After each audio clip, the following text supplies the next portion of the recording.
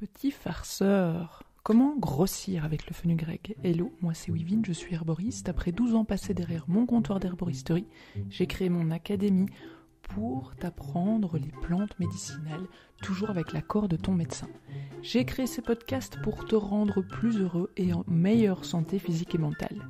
Allez, c'est parti pour la balade du jour. Je me souviens d'une cliente de l'herboristerie qui voulait absolument du fenugrec pour stimuler la montée de lait.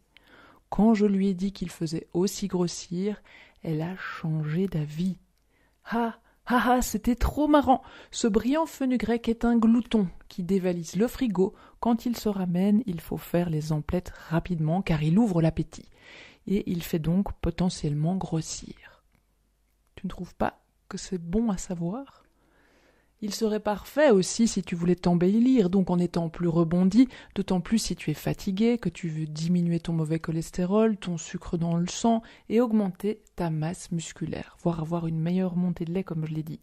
La dose de poudre de fenugrec à consommer, ça dépend. Tu peux consommer de 3 pointes de couteau par jour diluées dans un peu d'eau à 3 cuillères à café diluées dans du miel. Mais sache qu'à ces dosages, il peut donner mal au ventre à certains et transformer son consommateur en curry ambulant. Parfois, la personne ne prendra pas un gramme, par exemple quand la cause de son mal-être est émotionnelle, pendant que d'autres prendront 5 kilos en 2 mois.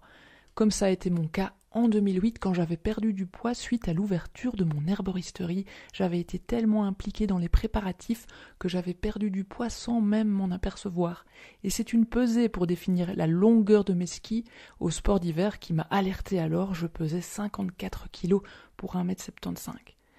Les précautions d'usage, il faut prendre cette potion avec précaution, comme je viens de dire, puisqu'elle pourrait encourager certains déséquilibres hormonaux déjà présents. Donc le fenugrec étant œstrogène-like, il est contre-indiqué en cas de cancer du sein et lors d'un problème hormonodépendant.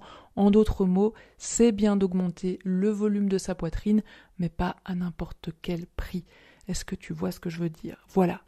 J'espère que cette balade t'a plu. Ce que je retire avant tout de mon côté, c'est que le fenugrec est une excellente plante pour prendre du poids, mais qu'elle ne pourra pas être consommée par tous. Moi, elle m'a fait prendre 5 kilos en plus ou moins 2 mois et j'en consomme encore régulièrement en cas de fatigue, puisque comme on l'a vu, le fenugrec a différentes propriétés intéressantes à combiner avec tes différents symptômes du moment.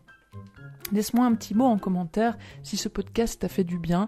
Moi, je te dis à bientôt pour une nouvelle balade d'oreilles. Moi, c'est Wivine, l'herboriste nourrice.